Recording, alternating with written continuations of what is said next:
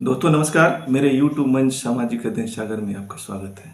दोस्तों, कल का दिन भारत के लोकतंत्र के लिए ऐतिहासिक था और ऐतिहासिक इसलिए भी था क्योंकि सुप्रीम कोर्ट द्वारा एक ऐतिहासिक फैसला लिया गया। तो आपको बता दें कि कल 11 मार्च था और पूरे देश की निगाह सुप्रीम कोर्ट पर टिकी हुई थी, क्योंकि सुप्रीम कोर्ट में जस्टिस DY चंद्रचूड़ की अध्यक्षता वाली 5 जजों की संवैधानिक खंडपीठ से इलेक्टोरल बॉन्ड पर कुछ फैसले आने थे। आपको यहाँ बता दें कि 15 फरवरी 2023 को सुप्रीम कोर्ट ने एक ऐतिहासिक फैसला सुनाते हुए गुमनाम दान, गुप्त दान या चुनावी दान कहे जाने वाले इलेक्टोरल बॉन्ड पर रोक लगा दी थी और इसे असंवैधानिक घोषित कर दिया था तथा भारत सरकार के सरकारी बैंक SBI यानी स्टेट बैंक ऑफ इंडिया अर्थात भारतीय स्टेट बैंक को यह आदेश दिया था कि 12 अप्रैल 2019 से अब तक जितने भी इलेक्टोरल बॉन्ड आपने जारी किए हैं उन सभी का सारा विवरण 6 मार्च 2023 तक चुनाव आयोग को सौंप दीजिए। सारा विवरण मतलब ये कि उस व्यक्ति का नाम जिसने इलेक्टोरल बॉन्ड खरीदा, कितने रुपए का खरीदा और किस पार्टी को दिया, इसकी सारी डिटेल्स 6 मार्च 2023 तक चुनाव आयोग में जमा करा दीजिए और चुनाव आयोग उसकी सारी डिटेल्स अपनी वेबसाइट पर अपलोड करके उसे जनता के लिए सार्वजनिक कर दे। लेकिन 6 मार्च बीत जाने के बाद भी स्टेट बैंक ऑफ इंडिया ने सुप्रीम कोर्ट के आदेश का पालन नहीं किया। फिर जिस पक्ष ने इलेक्टोरल बॉन्ड को लेकर सुप्रीम कोर्ट में अपील की थी अर्थात ADR यानी कि एसोसिएशन फॉर डेमोक्रेटिक रिफॉर्म ने फिर सुप्रीम कोर्ट का दरवाजा खटखटाया, जिसकी सुनवाई कल यानी 11 मार्च 2023 को हुई। अब सुनवाई में क्या हुआ यह जानते हैं, लेकिन सुनवाई से पहले यह जानते हैं कि इन 5 जजों की खंडपीठ में जज कौन कौन थे, SBI और सरकार की तरफ से लड़ने वाले वकील कौन कौन थे तथा ADR यानी कि जिसने यह केस फाइल किया था उनकी तरफ से वकील कौन कौन थे। तो आपको बता दें, इस केस की सुनवाई कर रही 5 जजों की खंडपीठ में CJI chief justice of India अर्थात भारत के मुख्य न्यायाधीश न्यायमूर्ति DY चंद्रचूड़ साहब थे, न्यायमूर्ति संजीव खन्ना साहब थे, न्यायमूर्ति BR गवई साहब थे, न्यायमूर्ति JB पारदीवाल साहब थे और न्यायमूर्ति मनोज मिश्रा साहब थे तथा भारतीय स्टेट बैंक और सरकार के तरफ से लड़ने वाले जो वकील थे उसमें थे वरिष्ठ वकील हरीश साल्वे साहब, भारत सरकार के अटॉर्नी जनरल तुषार मेहता साहब और ADR की तरफ से लड़ने वाले जो वकील थे उसमें वरिष्ठ वकील कपिल सिब्बल साहब थे और वरिष्ठ वकील प्रशांत भूषण तथा वरिष्ठ वकील सदात करसत थे। अब सुनवाई में क्या हुआ यह जानते हैं। तो आपको बता दें कि सुप्रीम कोर्ट में इलेक्टोरल बॉन्ड के खरीदारों अर्थात लेनदारों और देनदारों का विवरण 6 मार्च तक चुनाव आयोग में जमा न करने के कारण SBI को काफी फटकार लगाई गई, जिस पर SBI की तरफ से पक्ष रख रहे वरिष्ठ वकील हरीश साल्वे ने कहा कि जब यह इलेक्टोरल बॉन्ड लाया गया था तब तत्कालीन NDA सरकार यानी नरेंद्र मोदी सरकार द्वारा यह आदेश दिया गया था कि इलेक्टोरल बॉन्ड से संबंधित किसी प्रकार का डेटा सार्वजनिक नहीं होना चाहिए। मतलब यह कि पैसा किसने दिया, किसको दिया और कितना दिया, यह जानकारी कभी भी किसी को नहीं होनी चाहिए।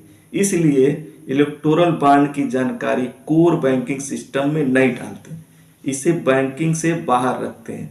इसलिए वो सारा डेटा कलेक्ट करने में समय लगेगा, इसलिए हमें 30 जून तक समय चाहिए।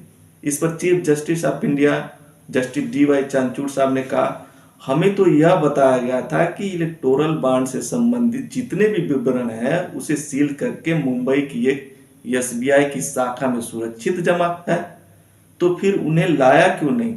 इस पर बचाव पक्ष के वकील हरीश साल्वे ने कहा कि इलेक्टोरल बॉन्ड के सारे विवरण मतलब किसने कितने का बांड लिया और किस पार्टी को दिया, इन सारे डेटा का अभी मिलान नहीं हुआ है और इसलिए इन सारे डेटा को मिलान कराने के लिए हमें 30 जून तक समय चाहिए।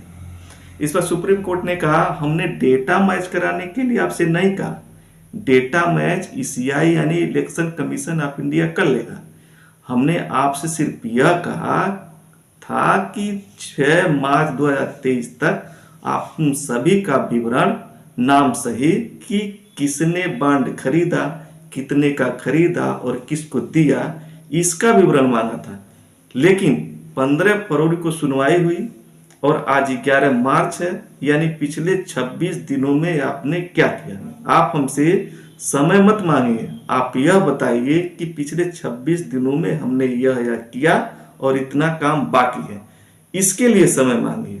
आगे सीजीआई ने कहा कि हमें पता है एसबीआई एक प्रतिष्ठित संस्था है और यह अपना कार्य बखूबी करती है, लेकिन पिछले 26 दिनों से आप कर क्या रहे थे और अभी तक आपने क्या किया। इस पर बचाव पक्ष के वकील का कोई जवाब नहीं था। तब सीजीआई न्यायमूर्ति चंद्रचूड़ साहब ने सख्त रुख अपनाते हुए फटकार लगाते हुए कहा हम आपको और अधिक समय नहीं दे सकते, आपने अभी तक 6 मार्च का दिया गया समय निकाल दिया और आपने कुछ नहीं किया। इस पर हम आप पर अदालत की अवमानना का मुकदमा चला सकते हैं, लेकिन हम कल तक समय दे सकते हैं। कल शाम यानी 12 मार्च 2023 को इलेक्टोरल बॉन्ड का सारा डेटा नाम सहित कोर्ट में सबमिट करें और 15 मार्च को शाम 5 बजे से पहले चुनाव आयोग यह सारा डेटा अपनी वेबसाइट पर सार्वजनिक करें। कोर्ट ने आगे कहा अगर आप कल शाम तक यह डेटा हमें उपलब्ध नहीं कराएंगे तो हम आपके ऊपर कंटेम्प्ट ऑफ कोर्ट यानी अदालत की अवमानना का मुकदमा चलाएंगे।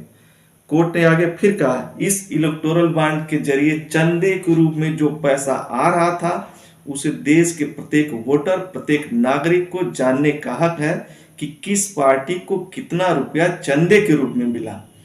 यह एक लोकतांत्रिक देश है और इस लोकतांत्रिक देश की जनता को ये पूरा हक है इस चीज को जानने का कि ये चंदे के रूप में जो पैसा आ रहा था वो कितना आ रहा था, किसने दिया, किस पार्टी को दिया। तो कल सुप्रीम कोर्ट की सुनवाई में सुप्रीम कोर्ट ने एसबीआई को काफी फटकार लगाई। अब आज यानी 12 मार्च 2023 को देखना यह दिलचस्प होगा कि एसबीआई उन नामों का विवरण देती है जो इलेक्टोरल बॉन्ड के रूप में गुप्त चंदा दिए हैं या कुछ और पैंतरा अपनाती है। और इससे भी दिलचस्प यह होगा कि चुनाव आयोग 15 मार्च को शाम 5 बजे से पहले उन नामों का विवरण अपनी वेबसाइट पर सार्वजनिक करता है या नहीं, क्योंकि पिछले 2 दिन पहले इलेक्शन कमिश्नर अरुण गोयल ने इस्तीफा दे दिया है। यहाँ हम आपको बताते चलें कि वर्तमान एनडीए सरकार ने सुप्रीम कोर्ट के साथ तो डाल डाल में पात पात की नीति अपना रही है, चाहे सीबीआई और ईडी के डायरेक्टर की नियुक्ति का मामला हो या फिर चुनाव आयोग के चुनाव आयुक्त की नियुक्ति की मामला हो। सरकार हर जगह कानून बदल कर अपनी वाली कर रही है। जैसे पिछले कुछ महीने पहले सुप्रीम कोर्ट ने आदेश दिया था कि चुनाव आयुक्त की नियुक्ति 3 सदस्यीय टीम करेगी, जिसमें पहले प्रधानमंत्री होंगे, दूसरे भारत के मुख्य न्यायाधीश होंगे तथा तीसरे विपक्ष के नेता होंगे। लेकिन सरकार ने कानून बनाकर 3 सदस्यीय टीम तो किया, लेकिन इसमें से मुख्य न्यायाधीश को बाहर कर दिया और जो नई टीम बनाई उसमें पहले प्रधानमंत्री, दूसरे एक विपक्ष के नेता तथा तीसरे प्रधानमंत्री द्वारा चुने गए एक यूनियन मिनिस्टर होंगे। जाहिर सी बात है तीसरा सदस्य जो प्रधानमंत्री द्वारा चुना जाएगा यूनियन मिनिस्टर, वह प्रधानमंत्री के खिलाफ तो जाएगा नहीं और 2 संबंधे 1 से चुनाव आयुक्त की नियुक्ति हो जाएगी और विपक्ष तथा देश इसे देखता रह जाएगा। यहाँ आपको यह भी बता दें कि कांग्रेस चुनाव आयोग की नियुक्ति का जो नया नियम बना है उसके खिलाफ सुप्रीम कोर्ट में अपील की है। इसकी सुनवाई भी जल्द होने की संभावना है। कांग्रेस चाहती है कि सुप्रीम कोर्ट ने जो आदेश दिया है वह टीम चुनाव आयुक्त की नियुक्ति करे, अर्थात प्रधानमंत्री, मुख्य न्यायाधीश तथा विपक्ष का नेता।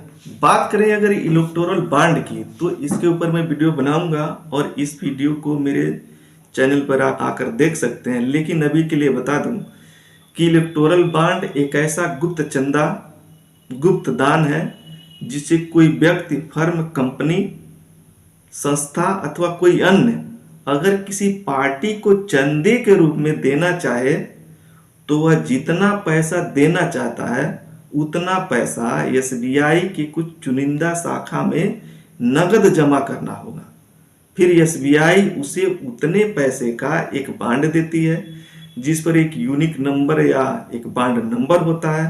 फिर वह व्यक्ति उस बांड को लेकर जिस भी पार्टी को देना चाहे उसे दे सकता है। फिर वह पार्टी 15 दिन के भीतर उस बांड को लेकर एसबीआई की शाखा में जमा करके उतना ही पैसा नगद के रूप में ले लेती है और किसी को पता भी नहीं चलता है, क्योंकि यह सारी प्रक्रिया गुप्त रहती है, इसलिए इसे गुप्त दान भी कहते हैं।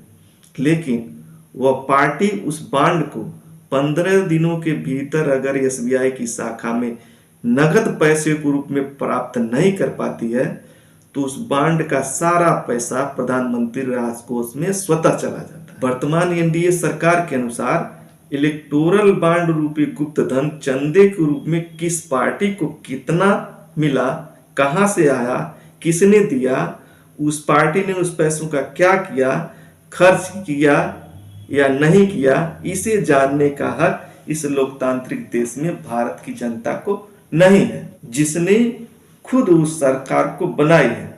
तो समझ लीजिए कि कितना बड़ा झोल है और हम सभी तमाशबीन बनकर ऐसे तमाशे को देख रहे हैं। तो मैंने इस वीडियो के माध्यम से सुप्रीम कोर्ट में हुए सुनवाई को शॉर्ट में बताने का प्रयास किया। मेरा वीडियो आपको कैसा लगा कमेंट करके जरूर बताइए।